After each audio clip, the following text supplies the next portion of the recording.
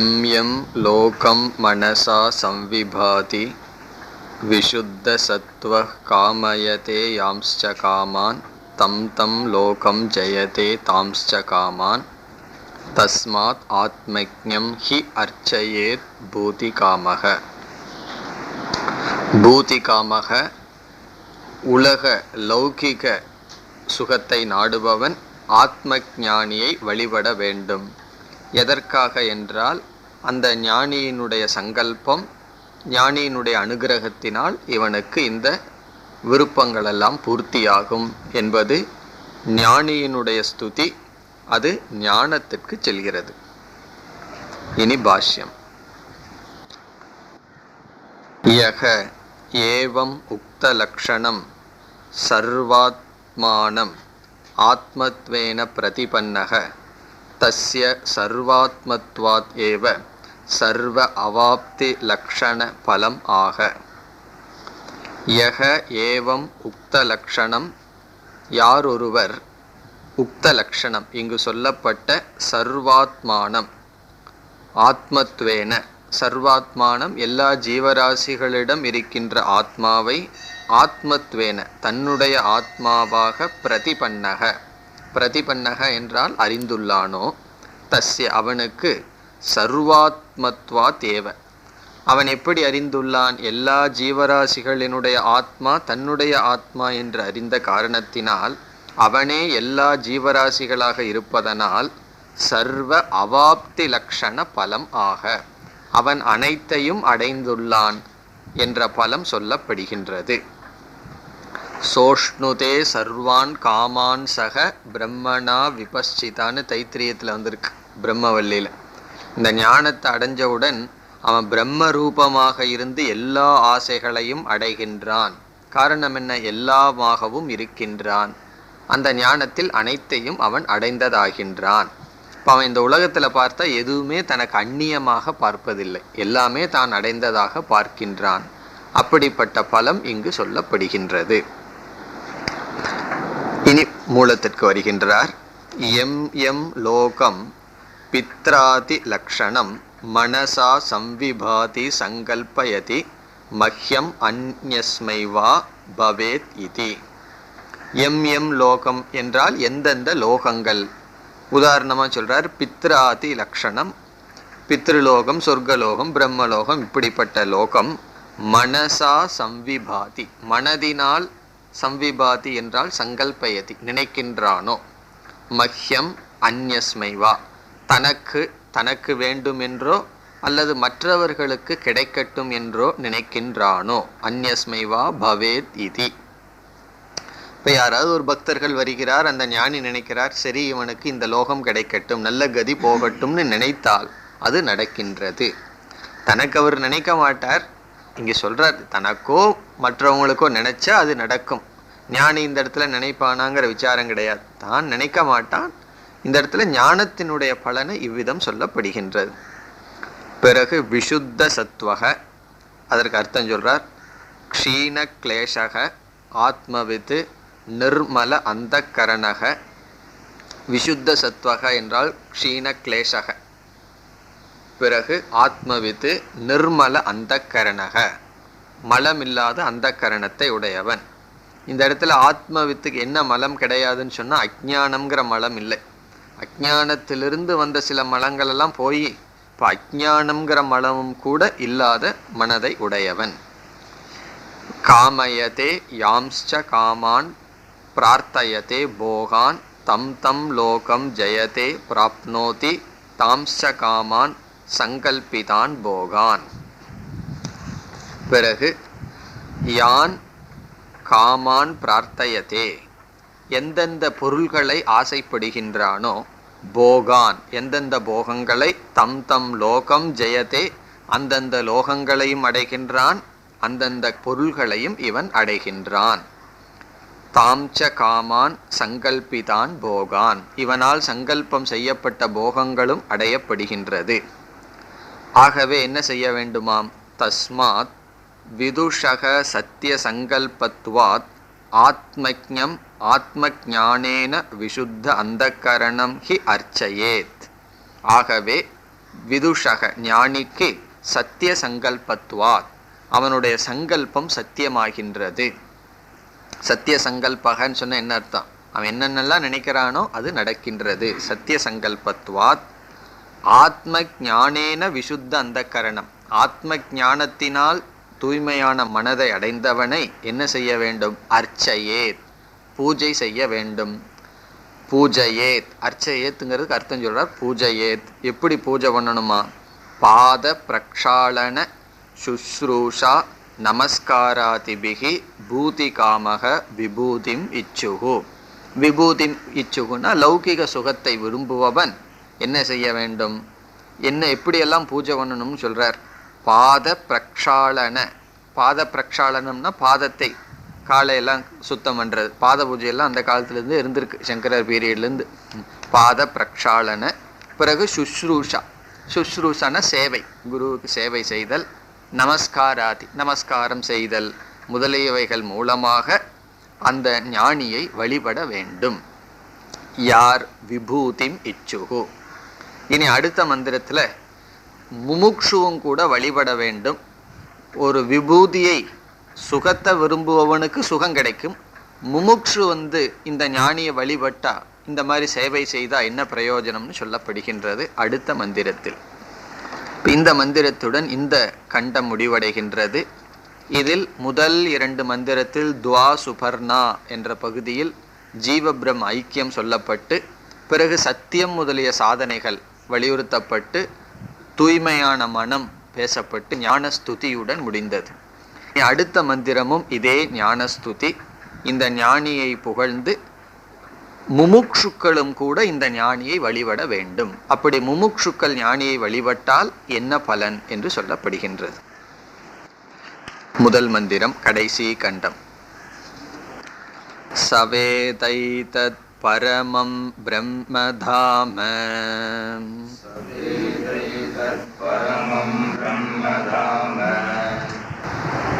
யத்ர விஸ்வம் நிகிதம் பாதி சுப்ரம்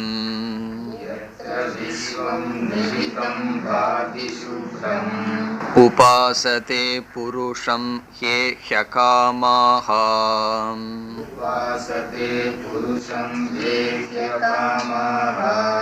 தே சுக்ரமேததிவர்த்தந்தி தீராஹ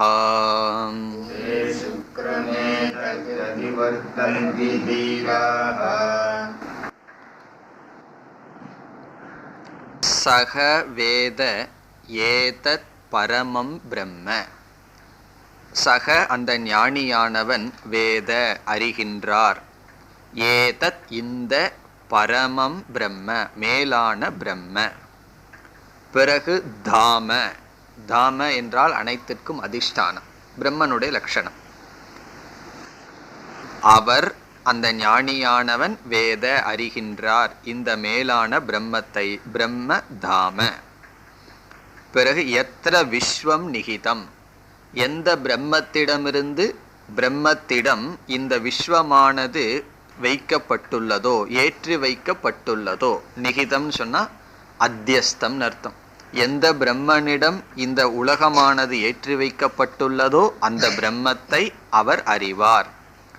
பிறகு பாதி சுப்ரம், அப்படிப்பட்ட பிரம்மன் தூய்மையாக ஒளிர்ந்து கொண்டு இருக்கின்றது. எந்த இடத்தில் விஸ்வமானது வைக்கப்பட்டுள்ளதோ, எந்த பிரம்மனானது தூய்மையாக ஒளிர்ந்து கொண்டிருக்கிறதோ, இப்படிப்பட்ட பிரம்மத்தை அவர் அறிவார். யார்? அந்த ஞானியானவர் அறிந்து வைத்துள்ளார். பிறகு உபாசதே புருஷம் ஏ ஹி அகாமாகா. ஏ அகாமாகா என்றால் யார் ஆசைகளை விட்டவர்களோ, இங்கு முமுக்ஷுக்களை குறிக்கின்றது. ஏ எந்த ஆசைகளை விட்டவர்கள்.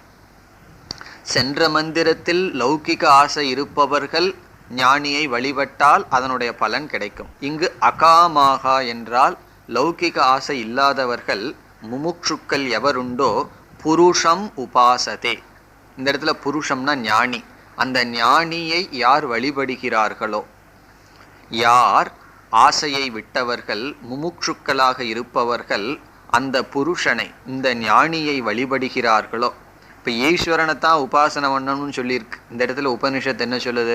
அந்த ஞானியை உபாசனை செய்கிறார்களோ, வழிபடுகிறார்களோ, தே அவர்களுடைய பலம் என்ன? சுக்ரமேதத் அதிவர்த்தந்தி தீராகா. தே தீராகா, அந்த முமுக்ஷுக்கள் சுக்ரம், சுக்ரம் என்றால் மனிதனுடைய பீஜம், உற்பத்திக்கு காரணம். அதிவர்த்தந்தி, அதை கடந்து செல்கிறார்கள். அதாவது பஞ்சாக்னி வழியா பித்ருனுடைய தந்தையினுடைய பீஜமாக அவர்கள் செல்வதில்லை. காரணம் என்ன? மீண்டும் பிறப்பை எடுப்பதில்லை என்பது அர்த்தம். சுக்ரம் என்றால் பீஜம், குழந்தையினுடைய உற்பத்திக்கு காரணமாக இருக்கின்ற ஆணிடம் இருக்கின்ற சக்தி, அதை அவர்கள் கடந்து செல்கிறார்கள். அதற்குள் பிரவேசத்தை அவர்கள் அடைவதில்லை. இதனுடைய சாரம் என்ன? மறுபிறவியை அடைவதில்லை, விதேக முக்தியை அடைகிறார்கள். இது எப்பொழுது? அகாமகர்களாக இருந்து கொண்டு யார் ஞானியை சேவிக்கிறார்களோ. இந்த இடத்துல ஞானியை சேவிக்கிறார்களோன்னு சொன்ன என்ன அர்த்தம்? ஞானியினுடைய உபதேசத்தை யார் கேட்கிறார்களோ என்பது பொருள். இனி பாஷ்யம். ததக பூஜார்ஹ ஏவ அசௌ. ததக, இங்கு சொன்ன காரணத்தை கொண்டும், பூஜார்ஹ ஏவ அசௌ, இந்த ஞானி பூஜைக்கு அர்ஹதை உடையவன். பிறகு காரணத்தை சொல்றார். யஸ்மாத் சக வேத ஜானாதி. யாது காரணத்தினால் அந்த ஞானி இந்த பிரம்மத்தை அறிகின்றாரோ, அந்த காரணத்தினால் இந்த ஞானி பூஜைக்கு அர்ஹதை உடையவர். இதுல எல்லாம் நமக்கு என்ன சாரம்னா, இப்படிப்பட்ட பூஜைக்கு அர்ஹதை உடையவர் ஞானின்னு சொன்னா, அப்போ அந்த இடத்துல பூஜை எதற்கு போகுது? அந்த ஞானத்திற்கு போகுது. ஒரு ஞானியை நம்ம வழிபட்டோம் அப்படின்னா அவருடைய சரீரத்தை வழிபடுறதில்லை, அவரிடம் இருக்கின்ற ஞானத்தை வழிபடுகின்றோம். ஆகவே ஞானிக்கு வருகின்ற பெருமை ஞானத்திற்கு செல்கின்றது. அதுதான் இதனுடைய சாரம். சக வேத விஜானாதி, எப்படிப்பட்ட பிரம்மத்தை அறிகின்றார்? விஜானாதி இத்யேதத் யதோக்த லக்ஷணம் பிரம்ம, இதுவரை விளக்கப்பட்ட பிரம்மத்தை அவர் அறிகின்றார். எப்படிப்பட்ட பிரம்மம்? பரமம் உத்கிருஷ்டம். பரமம் என்றால் மேலானது, உத்கிருஷ்டம் உயர்ந்தது. தாம, அதுக்கு அர்த்தம் சொல்றார். சர்வ காமானாம் ஆஸ்ரயம் ஆஸ்பதம். தாம என்றால் இருப்பிடம். இந்த பிரம்மன் தான் எல்லா ஆசைகளுக்கும் இருப்பிடமா இருக்கான். ஏன்னா பிரம்மன் ஆனந்த சுரூபமா இருக்கு. எந்த பொருளை நம்ம நாடினாலும் அதில் நம்ம எதை விரும்புகிறோம்? ஆனந்தத்தை நாடுறோம்.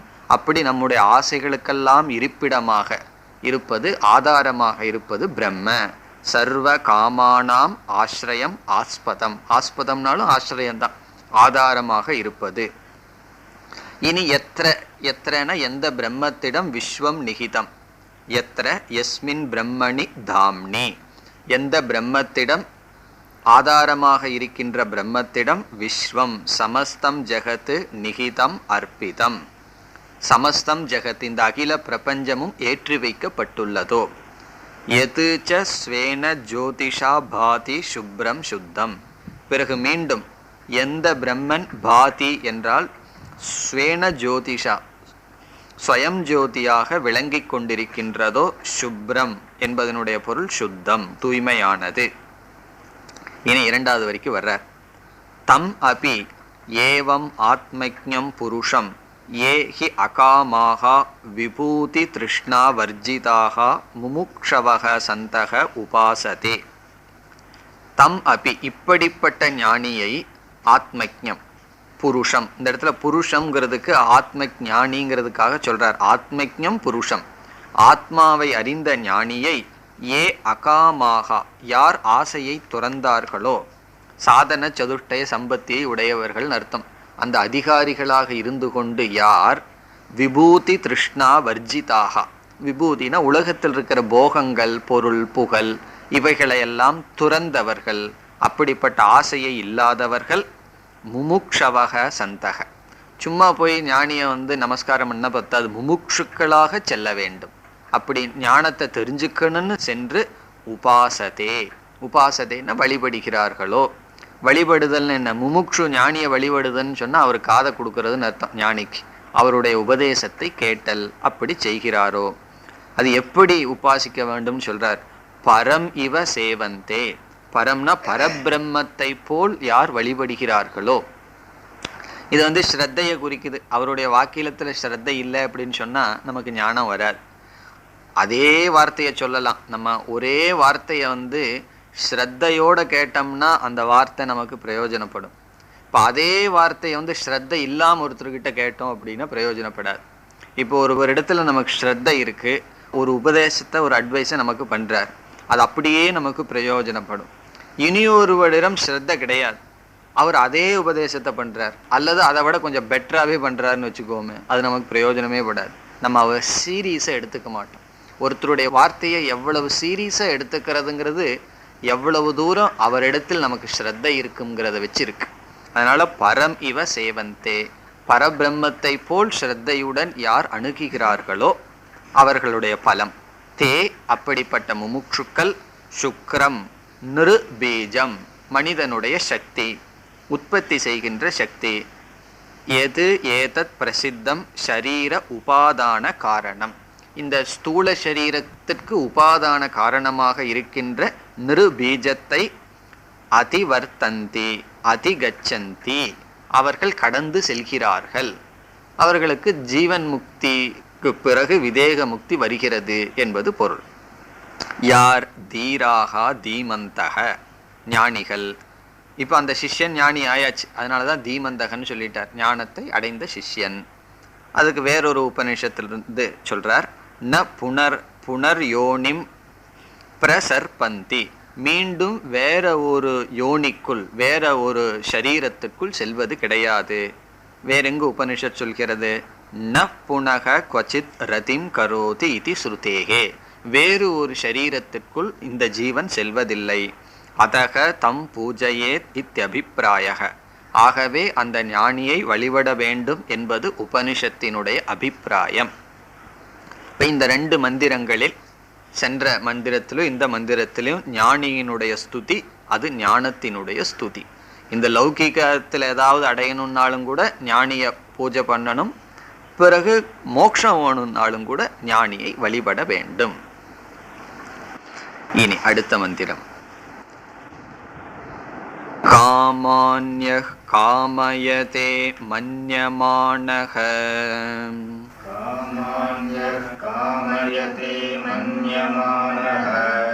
ச காமபிர்ஜாயதே தத்ர தத்ர,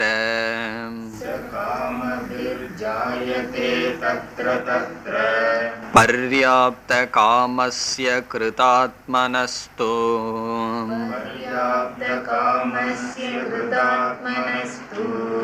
இகைவ சர்வே பிரவிலீயந்தி காமாஹ,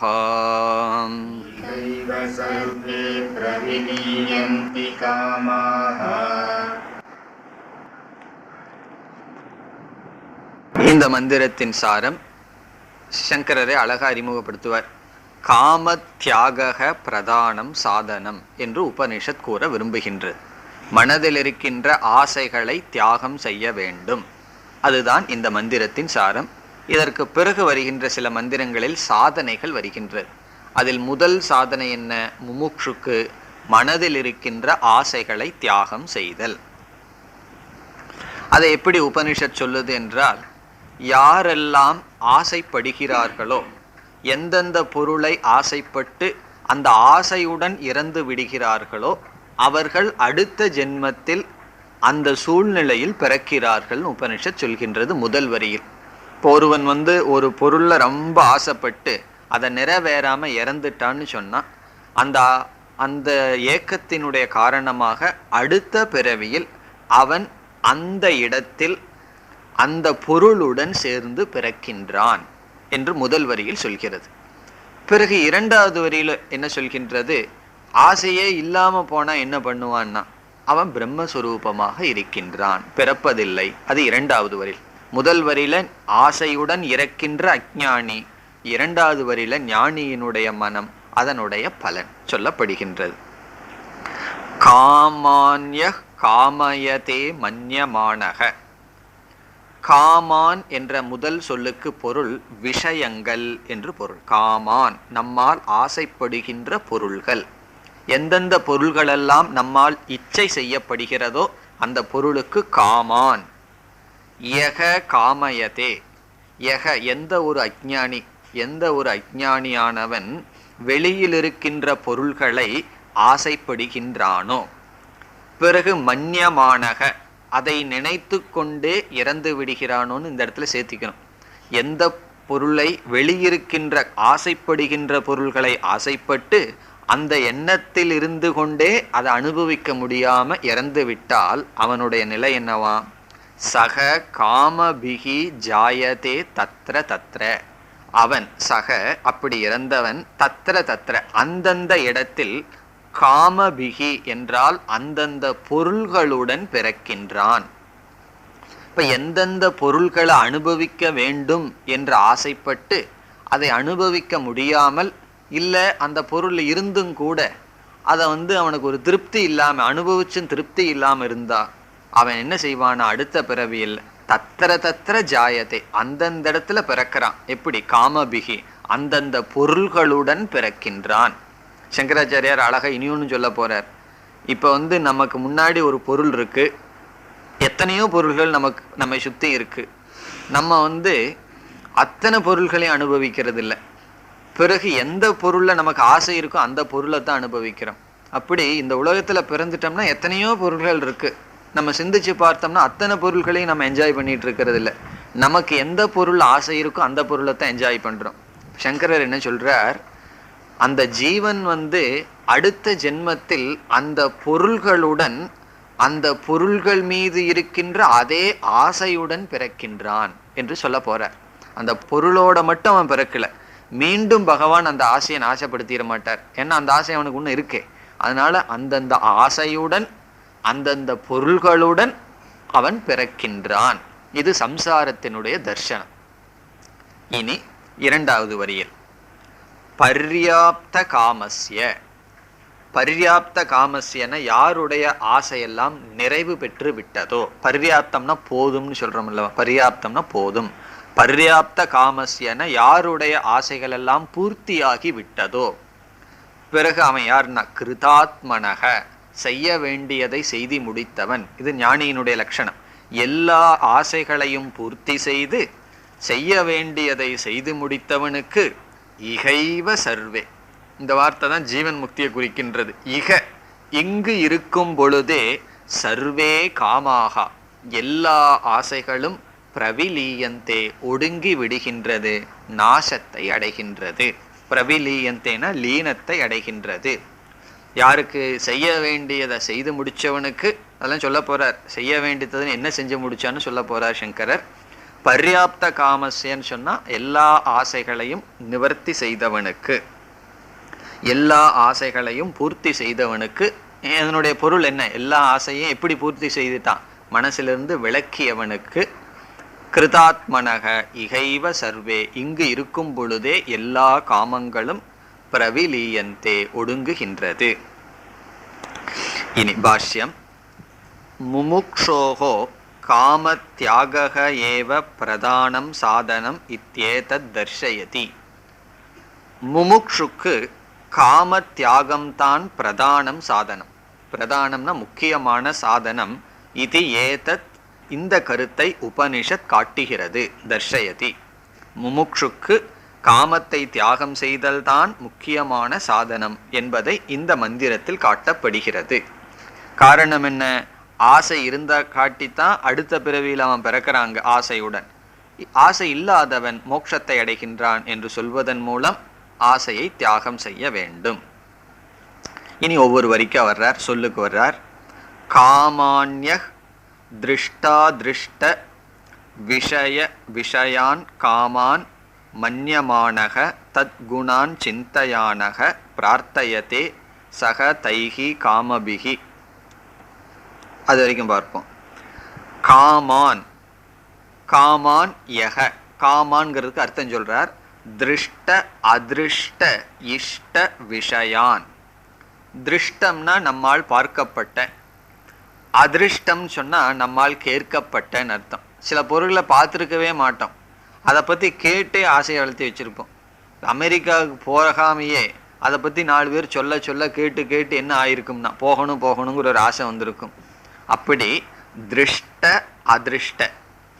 திருஷ்ட அதிருஷ்டன்னு சொன்னா நம்மால் பார்க்கப்பட்ட பொருள்ல ஆசை, நம்மால் கேட்கப்பட்ட பொருள்ல ஆசை. பிறகுனா இஷ்ட விஷயான், இஷ்டம், அதுல இஷ்டம் இருக்கணும். எத்தனையோ பொருளை பார்க்குறோம், எத்தனையோ பொருளை கேட்குறோம், மனசுல இஷ்டம் இல்லைன்னா அதுல ஆசை வராதே. அதுல ஒரு இஷ்டம்னா அதுல ஒரு பிரீத்தி, அது ஒரு சுகத்தை கொடுக்குன்னு அதுல ஒரு மோகம். அப்படிப்பட்ட விஷயங்கள் காமான். இப்ப திருஷ்ட அதிருஷ்ட இஷ்ட விஷயான், அது காமான்கிற சொல்லுக்கு விளக்கம். ஆசைப்படுற பொருள்கள்னு சொன்னா பார்க்கப்பட்ட கேட்கப்பட்ட நம்மால் விரும்பப்பட்ட பொருள்கள். என்ன செய்யறான்? காமயதே, அதை ஆசைப்படுகின்றான். மன்யமானக, அதுக்கு அர்த்தம் சொல்றார் தத் குணான் சிந்தையானக. மன்யமானகன்னு சொன்னா ஒரு பொருளை எடுத்துட்டு அந்த பொருள் கொடுக்கிற சுகத்தை நினைச்சிட்டே இருக்கிறானா. இந்த பொருளை அணுகினம்னா இப்படிப்பட்ட சுகம் நமக்கு கிடைக்கும்னு சொல்லி தத் குணான், அந்த விஷயங்களினுடைய குணத்தை சிந்தையானக சிந்தித்து கொண்டே பிரார்த்தயத்தே, அவன் அதை ஆசைப்படுகின்றான், அனுபவிக்க வேண்டும் என்ற விருப்பத்தை அவன் அடைகின்றான். ஒரு பொருளை பற்றி நினைச்சு அந்த பொருள் கொடுக்கிற இன்பத்தை மனதில் நினைக்கின்றான், சங்கல்பம் செய்கின்றான். அவனுடைய நிலை என்னன்னா சக தைஹி காமபிகி. காமபிகிங்கிறத காமைகின்னு புரிஞ்சுக்கணும். ஏன்னா இது அகாராந்த வார்த்தை. காமைகி, அந்த காமங்களுடன். காமத்துக்கு ஒரு லட்சணம் கொடுக்கிறார் ஆசைக்கு. என்ன ஆசைக்கு என்ன லட்சணமா? தர்ம அதர்ம பிரவருத்தி ஹேதுபிகி விஷய இச்சா ரூபைகி சக ஜாயத்தே தத்ர தத்ர. இந்த காமபிகிங்கிறதுக்கு ரெண்டு அர்த்தம் இருக்கு. அந்தந்த பொருள்களுடன் பிறக்கின்றான் ஒரு அர்த்தம், அந்தந்த பொருள்களில் உள்ள ஆசையுடன் பிறக்கின்றான் அப்படின்னு அர்த்தம். அதனாலதான் சில ஆசையெல்லாம் மனசுல இருந்ததுன்னு சொன்னா அது ஏன் போக மாட்டேங்குது? போன பிறவியில அந்த ஆசையோட ரொம்ப பிறந்திருக்கும்னு அர்த்தம். இப்போ சில ஆசைகளும் கூட நம்முடைய கர்மத்தினுடைய வினையாக இருக்கின்றது. அதனாலதான் அந்தந்த ஆசைகள் அறிவுபூர்வமா இருந்தாலும் கூட அந்த ஆசை மனசுல இருந்து போக மாட்டேங்குது. காரணம் என்னன்னு சொன்னா அந்தந்த ஆசைங்கிறது கர்ம வினையாகவும் வந்திருந்தா வேறு வழி கிடையாது. ஆகவே அந்த ஆசைக்கு லட்சணம் சொல்றார் தர்ம அதர்ம பிரவருத்தி ஹேது. ஆசைக்கு என்ன லட்சணமா? தர்ம அதர்ம பிரவருத்தி ஹேது. ஹேதுனா காரணம், பிரவருத்தி ஹேதுனா பிரவருத்திக்கு காரணம். என்ன பிரவருத்தி? தர்மா தர்ம. நாம் தர்மம் செய்வதற்கும் அதர்மம் செய்வதற்கும் எது காரணமோ அது ஆசை. ஆசை இல்லைன்னா தர்மமும் செய்ய மாட்டான், அதர்மமும் பண்ண மாட்டான். அப்படி தர்மம் என்ற பிரவருத்தி, அதர்மம் என்ற பிரவருத்தி. தர்மம்னா இங்க புண்ணியம், அதர்மம்னா பாபம். புண்ணிய பாபத்திற்கு புண்ணிய பாபத்தை செய்ய எது தூண்டுமோ அது ஆசை. ஆசையினுடைய லட்சணம். தர்மாதர்ம பிரவருத்தி ஹேதுபிகி விஷய இச்சா ரூபைகி சக.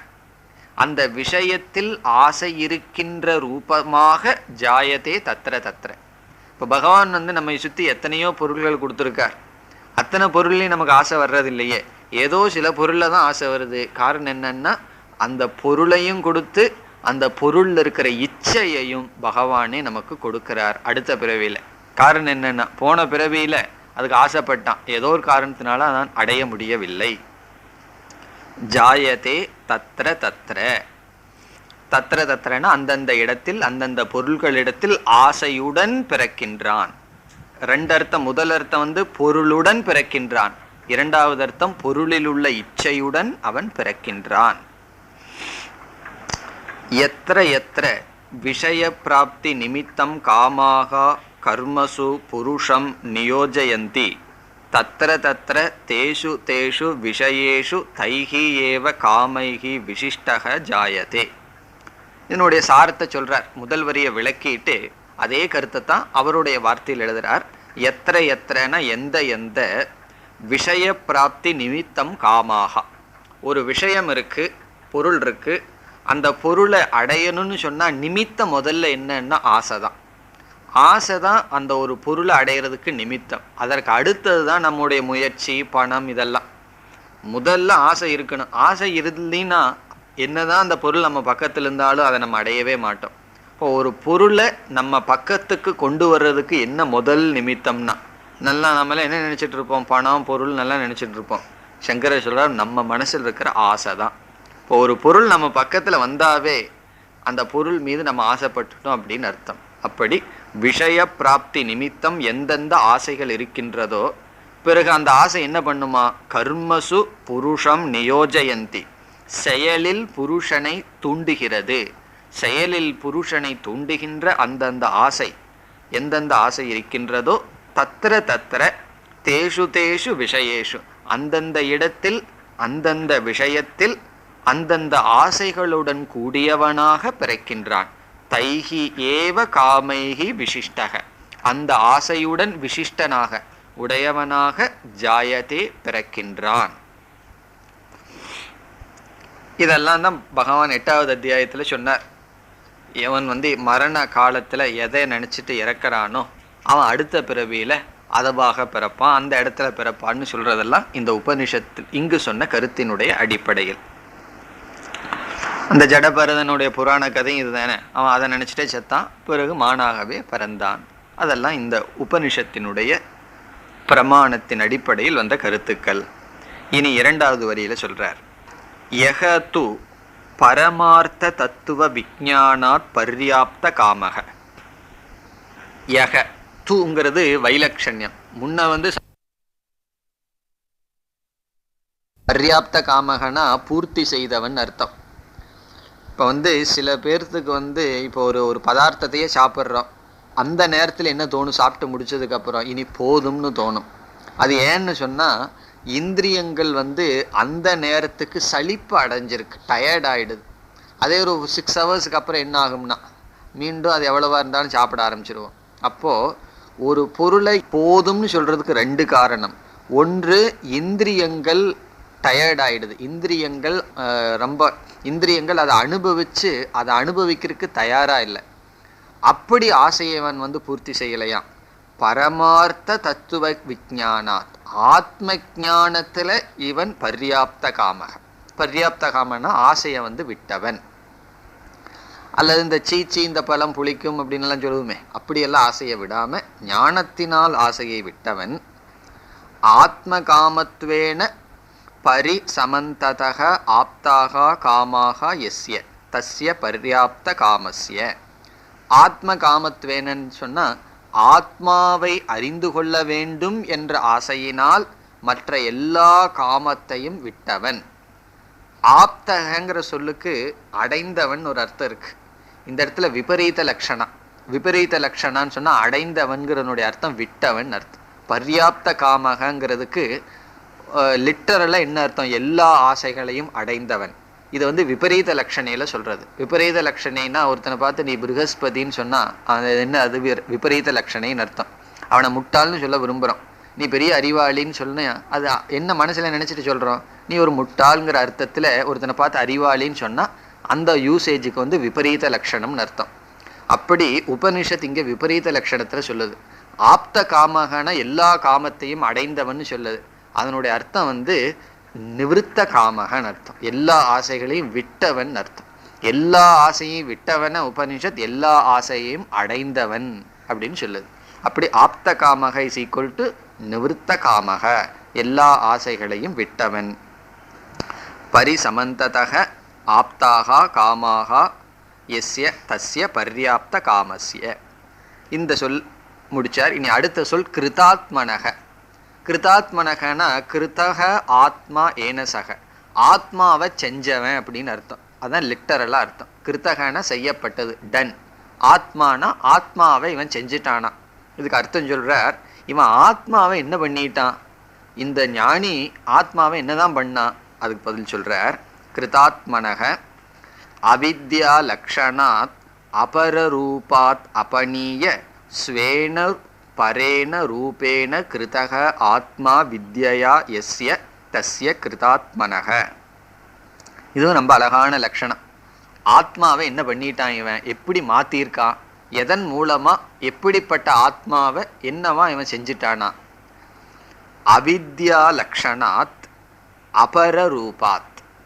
இப்போ நம்ம எப்பெல்லாம் நான் சொல்கிறோமோ அப்போ அவித்யாவில் இருந்து கொண்டு இந்த சரீரத்தை சேர்ந்து நான் சொல்லிட்டு இருக்கோம். இந்த சரீரத்தை சேர்ந்து நான்கிற சொல்லுக்கு அர்த்தமாக புரிஞ்சிட்டு இருக்கோம். அது என்னன்னா அவித்யா லக்ஷணம். அவித்யைக்குள்ள இருந்து அபர ரூபம். அபர ரூபம்னா இதுவும் ஆத்மாவின் மீது ஏற்றுவிக்கப்பட்ட பொருள் தான். இந்த உடல் ஆத்மாவுக்கு அந்நியமா இருந்தா துவைதம் வந்துடும். ஆத்மாவுக்கு அந்நியமா ஆத்மா மீது ஏற்றுவிக்கப்பட்ட இந்த அனாத்மாவை என்ன செஞ்சான்? அபநீய, அதிலிருந்து எடுத்து. இந்த நான்கிற சொல்லுக்கு ஆத்மாவுக்கு அப்பாற்பட்ட அனாத்மாவில் இருக்கின்ற நான்கிற புத்தியில் இருக்கிற ஆத்மாவை இவன் எடுத்துட்டானா. ஆத்மாங்கிற சொல்லு அனாத்மாவிலிருந்து எடுத்து ஸ்வேன ரூபேன கிருத்தக, தன்னுடைய உண்மையான ரூபத்தில் வைத்துள்ளான். அதான் சொல்றார், அவித்யா லக்ஷணாத் அபரரூபாத் அபநீய. அபநீய அப்படின்னு சொன்னா அதிலிருந்து எடுத்து அப்படின்னு அர்த்தம். விவிச்சிய, பிரித்து. அவித்யா லக்ஷணமாக இருக்கின்ற அனாத்மாவிலிருந்து பிரித்து பரேன ரூபேன, தன்னுடைய மேலான ரூபமாக கிருத்தக செய்தான், செய்த ஆத்மா. எதுல செஞ்சான்? இப்போ ஒரு காரியத்தை செய்யணும்னா ஏதோ ஒரு கருவி வேணும் அல்லவா? அப்படி தன்னுடைய ஆத்மாவை அனாத்மாவிலிருந்து எடுத்து தன்னுடைய சுரூபமா எதனுடைய துணை கொண்டு செய்தான்? வித்யா, ஞானத்தினால்.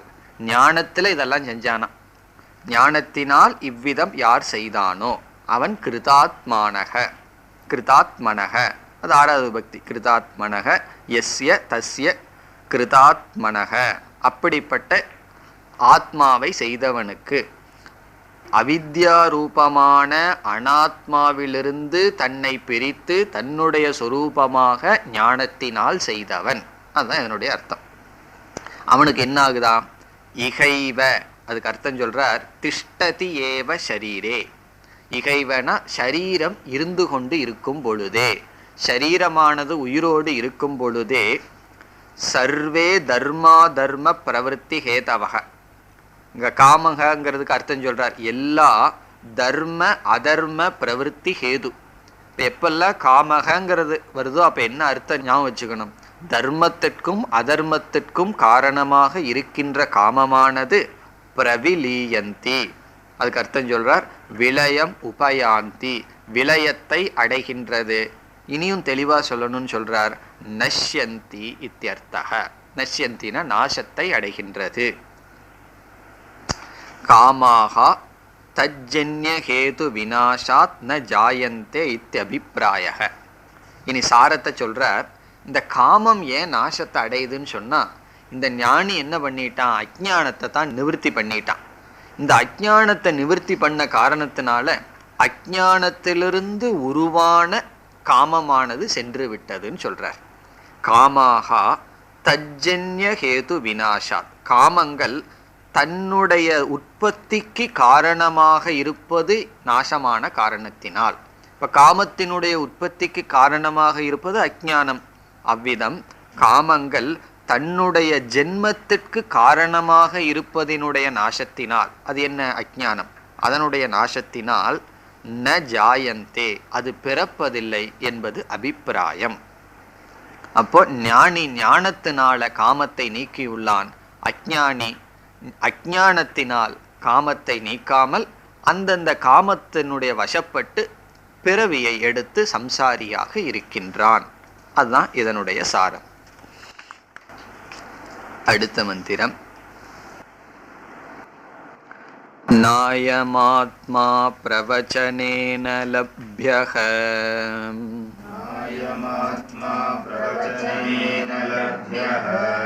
ந மேதயா ந பகுனா ஸ்ருதேன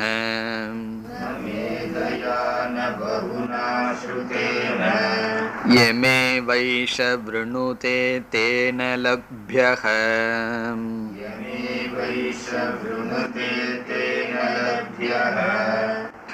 தஸ்யைஷ ஆத்மா விவ்ருணுதே தனும் ஸ்வாம்.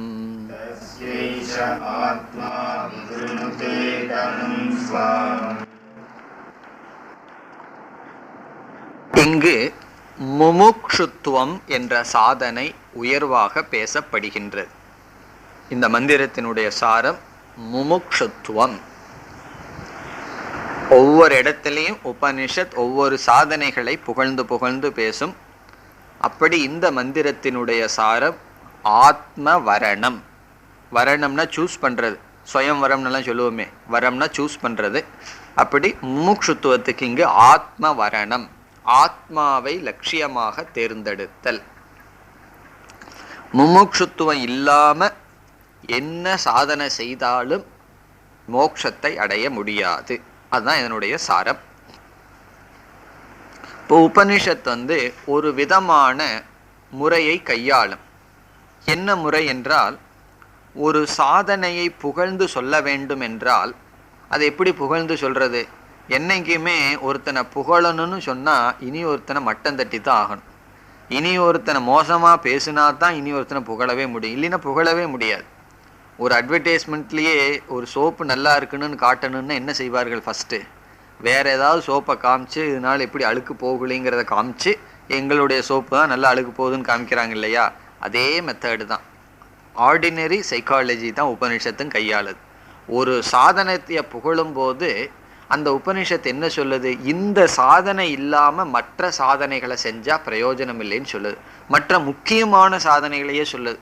மற்ற முக்கியமான சாதனைகளினால் ஆத்மாவை அடைய முடியாது, இந்த சாதனையில தான் அடைய முடியும் உபனிஷத் கூறுகின்றது. இதை எப்படி புரிஞ்சுக்கணும்னு சொன்னா ஒரு நியாயம் இருக்கு. நிந்தா ந நிந்தார்த்தம் அப்படின்னு ஒரு நியாயம். உபனிஷத் ஒரு சாதனையை நிந்தனை செய்வது நிந்தனைக்காக அல்ல, அந்நிய ஸ்துத்தியர்த்தம், வேறு ஒன்றை புகழ்வதற்காக. இப்ப நிந்தா ந நிந்தார்த்தம், நிந்தை என்பது நிந்தைக்காக அல்ல. இப்ப நிந்தான்னு சொன்னா கிரிட்டிசைஸ் பண்றது. உபனிஷத் எதுக்கு கிரிட்டிசைஸ் பண்ணணும், குறை சொல்லணும்னா அது குறை சொல்றதுக்காக அல்ல, அந்நிய ஸ்துத்தியர்த்தம். அந்நிய ஸ்துத்தியர்த்தம்னா வேறு எதையாவது ஒன்றை புகழ்வதற்காக. இப்ப நியாயம் நிந்தா ந நிந்தார்த்தம். நிந்தார்த்தம்னா நிந்தனைக்காக, ந நிந்தனை நிந்தனைக்காக செய்யப்படுவது அல்ல. பிறகு நிந்தா அந்நிய ஸ்துத்தியர்த்தம், வேறு சாதனையை புகழ்வதற்காக. அப்படி எதெல்லாம் சாஸ்திரத்துல ரொம்ப முக்கியமான சாதனைன்னு சொல்லப்பட்டிருக்கோ அல்லது உபனிஷத்தை அறிமுகப்படுத்தி இருக்கோ அந்த சாதனையையே உபனிஷத்து நீக்கும், அது கிடையாதுன்னு சொல்லும். பிறகு வேறொரு சாதனையை சொல்லும். வேறொரு இடத்துல என்ன செய்யும், இங்கு உயர்ந்து சொல்லப்பட்ட சாதனையை நீக்கி அந்த சாதனையை சொல்லும். அது நம்ம ஏற்கனவே பார்த்துட்டோம். தபசா ஹேஷ ஆத்மா லப்யகன்னு சொல்லி ந தபசா கர்மனாவான்னு சொல்லிச்சு. தபத்தினால ஆத்மாவை அடைய முடியும்னு சொல்லி அதுக்கு அடுத்தது தபத்தினால அடைய முடியாதுன்னு சொல்லிச்சு. இதுல ப்ராக்டிக்கலா பார்க்கும்போது இந்த உபனிஷத் என்ன செய்கின்றதுன்னா, ஒரு சாதகன் எதுலேயுமே எக்ஸ்ட்ரீமா போகக்கூடாது, அந்த பேலன்ஸ் பண்ணுது உபனிஷத். இப்ப சாஸ்திர சிரவணம்ங்கிறது ரொம்ப முக்கியம், சந்தேகமே கிடையாது. சிரவணம் பண்ணாம மோட்சம்ங்கிறது அடைய முடியாது, திருப்தியே வராது. இப்ப சிரவணத்துக்கே நம்ம முக்கியத்துவம் கொடுத்துட்டு இருந்தோம் அப்படின்னா அதுக்கப்புறம் அந்த சிஷ்யன் முன்னேறவே மாட்டான், எப்பவுமே கேட்டுட்டே இருப்பான், சிரவணானந்தன் ஆயிடுவான். சிரவணானந்தான்னு என்ன, எப்பவுமே சிரவணத்திலேயே உட்கார்ந்துட்டு இருக்கிறது அது கிடையாது. ஒரு காலம் வரைக்கும் தான் சிரவணம் பண்ணணும், அதுக்கப்புறம் எப்பவுமே காதுலயே கேட்டுட்டு இருந்தோம் அப்படின்னா சுயமா சிந்திக்கிறதுக்கே புத்தி வராது. குரு கிட்ட கேட்டு அதுக்கப்புறம் அமர்ந்து சிந்திக்கணும். அதுக்கெல்லாம் கதையில இருக்கு. பிருகு என்ன பண்ணார், போய் சிந்திச்சார். குரு கிட்ட போய் கேட்டுட்டு சும்மா குரு பக்கத்திலேயே உட்கார்ந்துட்டு இருக்கல, அவர் போய் தனியா சிந்திச்சுட்டு மறுபடியும் குரு கிட்ட கிளாரிஃபை பண்ணிட்டு போனார். அப்படி சிரவணம்ங்கிறது முக்கியம்தான். ஆனா அது முக்கியம்னு அதையவே சொல்லிட்டு இருந்தா ஸ்டூடெண்ட் என்ன பண்ணிடுவான், தபஸை விட்டுருவான், மற்ற சாதனைகளை விட்டுட்டு சிரவணத்திலேயே இருப்பான். சிரவணம் பண்ணாத அப்படின்னு சொல்லிட்டு சிரவணத்தை நிந்தனை செஞ்சுட்டோம் அப்படின்னா மற்ற சாதனைகளையே செஞ்சுட்டு சிரவணத்திற்கு வரமாட்டான். அப்போ உபனிஷத் என்ன பண்ணும், ஸ்ரோத்தவ்யோ மந்தவ்யோன்னு சொல்லி ஸ்ரோத்தவ்யகன்னு சொல்லும். அதே சமயத்துல இங்க சொல்லுது சிரவணத்தினால மோட்சம் கிடையாது. அதே போல தபஸ் கண்டிப்பா செய்யணும், தபஸ்னாலேயே மோட்சம் கிடையாது. அப்படி எந்த சாதனையும் அந்த சாதனையே எண்டல்ல அப்படிங்கிறது ஒரு முக்கியமான படி. அது ஒரு ரொம்ப ஸ்டூடெண்ட்ஸுக்கு அது தெரியறது இல்லை. ஒரு சாதனையை எடுத்துட்டோம் அப்படின்னா அதுவே எண்டை எடுத்துக்கிறாங்க. ஆனா சாஸ்திரம் சொல்லுது அந்த சாதனையே சாதனை தான். அதே போல தனிமையை எடுத்துக்கிறோம், அதே போல மௌனத்தை எடுத்துக்கிறோம். எந்த சாதனை எடுத்துட்டாலும் அதுவே முடிவு கிடையாது. மௌனம்ங்கிறதுக்கு நம்ம முக்கியத்துவம் ரொம்ப சொல்லுவோம், அந்யா வாச்சா விமுஞ்சதே நாதி வாத்தி பவதின்னு சொல்லுவோம். மௌனமே மோட்சம் கிடையாது. ஆனா ஆடு மாடெல்லாம் பேசாம இருக்கு, அது என்ன மோட்சத்தை அடைஞ்சிருக்கு? அப்போ மௌனமா இருக்கிறதே மோட்சம் கிடையாது அப்படின்னு சொன்னா அதுக்கப்புறம் பேச ஆரம்பிச்சிருவான், வாயை மூடவே மாட்டான். அப்ப என்ன பண்ணணும்னு சொன்னா மௌனம்னு சொல்லி ஆகணும். அப்படி சாஸ்திரம் சாதனைகளை பேலன்ஸ் பண்ணிட்டே போகும். அதே போல ஆகார நியமம்ங்கிறது முக்கியம்தான். எப்போ பார்த்தாலும் ஆகார நியமம்ங்கிறதையே சிந்திச்சுட்டு அதுலேயே காலத்தை பண்ணிட்டு இருந்தோம்னா மாடும் கூட ஆரோக்கியமா இருந்துட்டு சாகுது, எனத்தை அடைஞ்சது. இப்போ ஆரோக்கியம் கூட லட்சியம் கிடையாது. அப்படி எந்த சாதனை எடுத்துக்கொண்டாலும் அந்த சாதனையே முக்கியம் கிடையாது. அதே சமயத்தில் அந்த சாதனையும் ரொம்ப டீப்பாக போகணும். அப்படி அந்த உபனிஷத் நம்ம மனசை நல்லா பக்குவமா, இந்த பக்கம் தள்ளலாம் இந்த பக்கம் விழுந்துருவோம், இப்படி தள்ளலாம் இந்த பக்கம் விழுந்துருவோம். அப்போ ரெண்டு பக்கம் கையை வச்சுட்டு மாற்றி மாற்றி தள்ளிட்டு போகிறதான் உபனிஷத்தினுடைய காரியம். அது டீச்சரினுடைய காரியம், உபனிஷத்தினுடைய காரியம். அதனால தான் பார்த்தோம்னா சில சமயங்களில் சில சாதனைகள் நிந்திக்கப்படும், சில சாதனை அதே சாதனை புகழவும் படும்.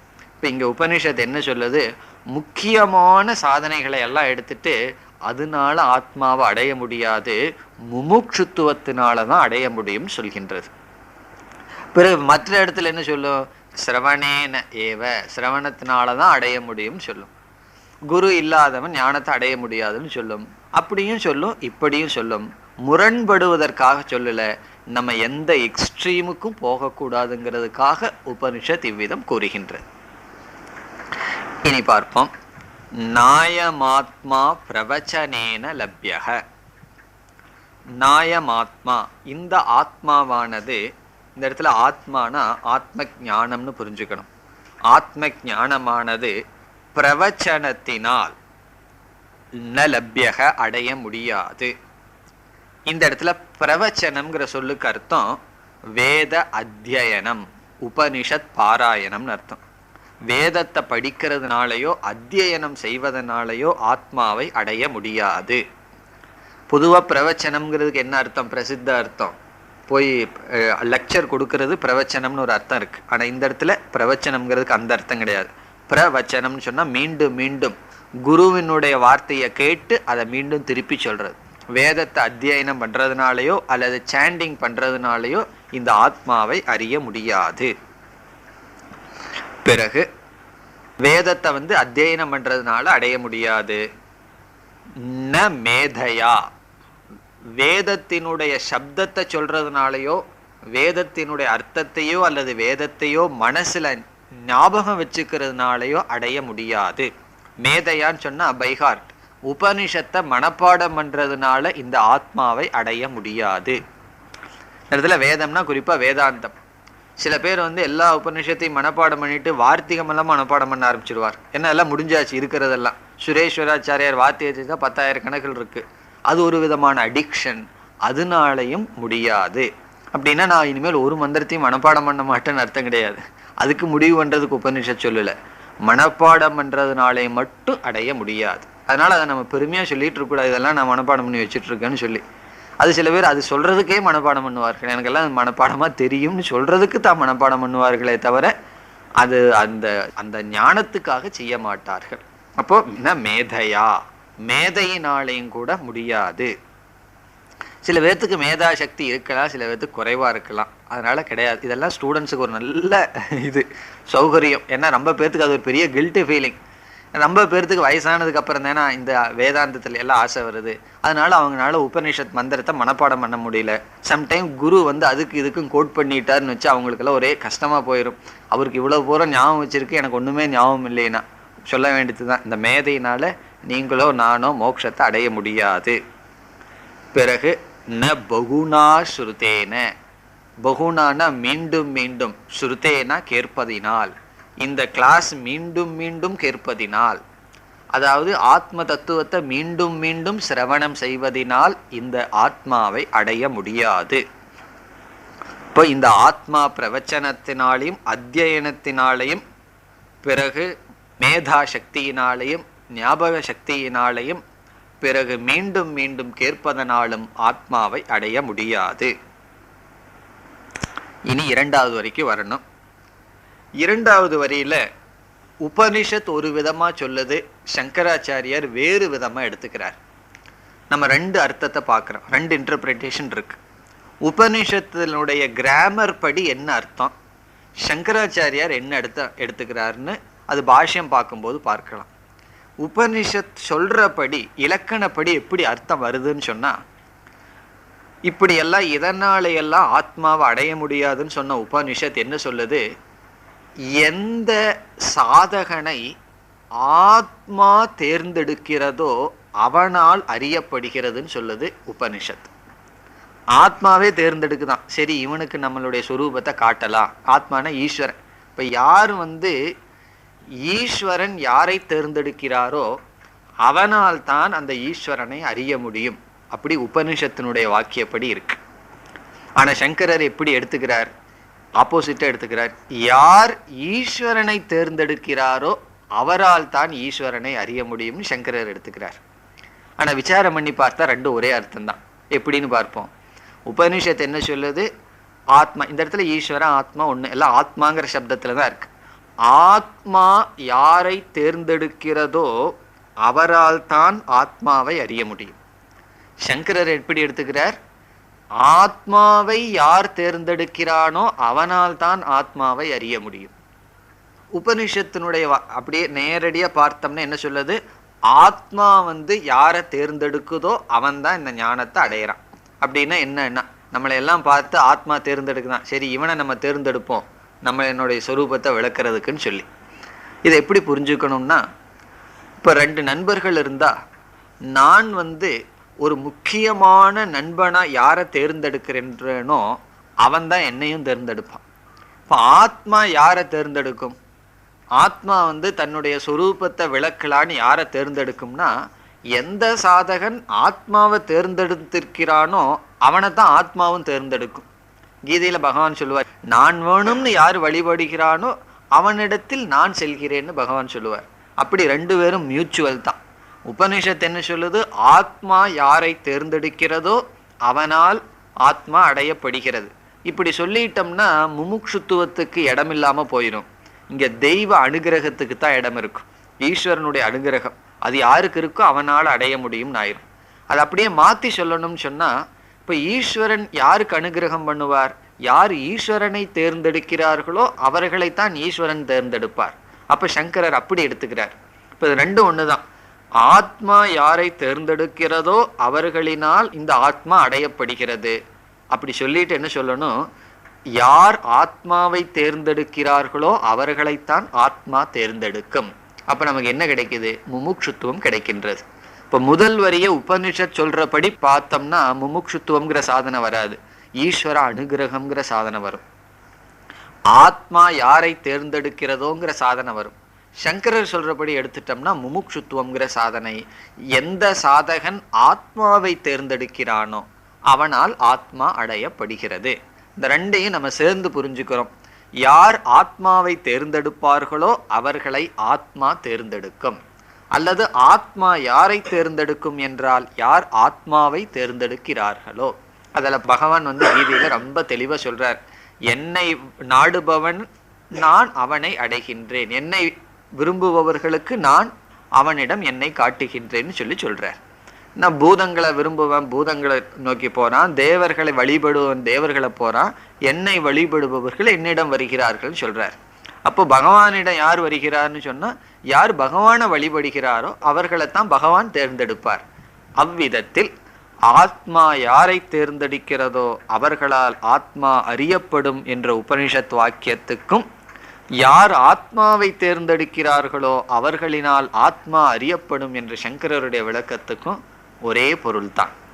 இனி உபனிஷத்தில் எப்படி பொருள்ங்கிறத மட்டும் பார்க்கலாம், பாஷ்யத்தில் சங்கரர் பொருளை பார்க்கலாம். யமே வைஷ ஏஷ விருணுதே. இப்போ ஏஷக அப்படிங்கிறது இவன் அப்படின்னு அர்த்தம். இந்த ஏஷகங்கிற சொல் என்னைக்குமே முன்னாடி சொன்னதை பொறுத்து தான் வரும். இப்போ ராமன் அப்படிங்கிறவரை பற்றி நம்ம பேசிட்டு இருந்துட்டு அவர் அல்லது இவர்னு சொன்னோம்னா அந்த இவருங்கிறது யாரை குறிக்கணும்? இதுக்கு முன்னாடி நான் யாரை பற்றி பேசியிருக்கிறேனோ அந்த ப்ரோனோன் இதுக்கு முன்னாடி பேசின நவுனை தானே குறிக்கணும். அப்போ ஏஷகங்கிற ப்ரோனோன் இதற்கு முன்னாடி பேசின ஆத்மா. இப்போ ஏஷக ஆத்மா, இந்த ஏஷகங்கிற சொல்லுக்கு சங்கரர் வேற ஒரு அர்த்தம் கொடுப்பார். இப்போ உபனிஷத்து படி ஏஷக இஸ் ஈக்குவல் டு ஆத்மா. ஏஷக இந்த ஆத்மா எம் ஏவ விருணுதே, எம் சாதகம் எந்த சாதகனை தேர்ந்தெடுக்கிறதோ. இதுக்கெல்லாம் வேற ஒரு அர்த்தம் சங்கரர் பாஷ்யத்தில் வரப்போகுது. இப்போ நம்ம பார்க்குற ஒவ்வொரு சொல்லுக்கு அர்த்தம் வேற, பாஷ்யத்தில் வர்ற அர்த்தம் வேற. இப்போ ஏஷக இஸ் ஈக்குவல் டு ஆத்மா. ஏஷக ஆத்மா, இந்த ஆத்மா எம் ஏவ எந்த சாதகனை விருணுதே தேர்ந்தெடுக்கிறதோ, ஆத்மா எந்த சாதகனை தேர்ந்தெடுக்கிறதோ தேன, தேனங்கிறதுக்கு இந்த இடத்துல பொருள் சாதகேன, அந்த சாதகனினால் லப்யக ஆத்மா அடையப்படுகிறது. இப்போ ஏஷக ஆத்மா, இந்த ஆத்மா எந்த சாதகனை தேர்ந்தெடுக்கிறதோ அந்த சாதகனினால் தேன புருஷேன சாதகேன ஆத்மா அடையப்படுகின்றது. பிறகு தஸ்ய அவனுக்கு, அந்த சாதகனுக்கு என்று பொருள். ஏஷக ஆத்மா, இப்போ ஏஷகங்கிறது ஆத்மாவோடு சேர்ந்துருக்கு. அதே போல தான் முன்ன ஏஷகங்கிறது ஆத்மான்னு எடுத்துக்கிறோம். ஏஷக ஆத்மா, அந்த சாதகனுக்கு இந்த ஆத்மா என்ன செய்தான்? விவருணுதே விளக்கி காட்டுகிறது. எதை விளக்கி காட்டுகிறதா? ஸ்வாம் தனும் தன்னுடைய சொரூபத்தை. ஸ்வாம் என்றால் தன்னுடைய, தனு என்றால் இங்கு சொரூபம். தனுனா சரீரம், தன்னுடைய உடலை ஆத்மா காட்டுதுன்னு சொன்னா தன்னுடைய சொரூபத்தை காட்டுகிறது. விவருணுதேன விளக்கி காட்டுகிறது. இப்ப ஏஷக ஆத்மா ஸ்வாம் தனும் விவருணுதே, அவனுக்கு. இப்ப இந்த ஆத்மா யாரை தேர்ந்தெடுக்கின்றதோ அவனால் ஆத்மா அடையப்படுகிறது. அப்படிப்பட்ட சாதகனுக்கு இந்த ஆத்மா தன்னுடைய சொரூபத்தை விளக்கி காட்டுகிறது. அது ஆத்மாவினுடைய அனுகிரகம் இருந்தால் தான் பார்க்க முடியும். இதுக்கும் ராமகிருஷ்ணர் ஒரு சின்ன உதாரணம் சொல்லுவார். ஒரு இருட்டில் ஒருவர் ஒரு டார்ச் வச்சுட்டு இருக்கார். அவர் என்ன பண்ணுவாராம்? எல்லாத்தையும் பார்த்துட்டு இருப்பாராம். பிறகு அவரை நம்ம பார்க்கணும்னா அவர் ஒரு லைட்டு காமிச்சிட்டு இருக்கார். நம்ம எல்லாம் போயிட்டு இருக்கோம், அவர் அந்த லைட்டு காமிச்சிட்டு இருக்கார். அதனால நம்ம மற்ற பொருள்களை பார்க்கிறோம். யாரு லைட் அடிக்கிறாங்களோ அவங்கள பார்க்கணும்னா யாருடைய அனுகிரகம் வேணும்? அவரே அந்த லைட் அவர் பக்கம் திருப்பணுமா? அவரே அவர் லக திருப்பிட்டாருன்னு சொன்னா நம்ம ஓ இவரு தான் லைட் அடிச்சிட்டு இருக்காரா, லைட் அடிச்சு நமக்கெல்லாம் காமிக்கிறாரா அப்படின்னு தெரிஞ்சுக்குவோமா? அதே போல இதெல்லாம் படிக்கல ராமகிருஷ்ணர் இருந்தாலும் சொல்றார். என்ன சொல்றார்? அந்த ஈஸ்வரன் தன்னையே காமிச்சிட்டா தான் நமக்கு உண்டு. அந்த காளி தேவி அவளுடைய சொரூபத்தை அவளா காமிச்சாதான் உண்டுன்னு அவர் சொல்லுவார். அப்படித்தான் இந்த இடத்துல சொல்லுது. ஸ்வாம் தனும் விவருணுதே, ஆத்மா தன்னுடைய சொரூபத்தை அந்த சாதகனுக்கு தானே காட்டுகின்றது. நம்ம அனுபவத்துல பார்த்தா தெரியுது, எல்லாம் இருக்கு, ஏன் புரிஞ்சுக்கலினா ஆத்மா தன்னுடைய சொரூபத்தை அவனுக்கு விளக்கவில்லை என்று பொருள்.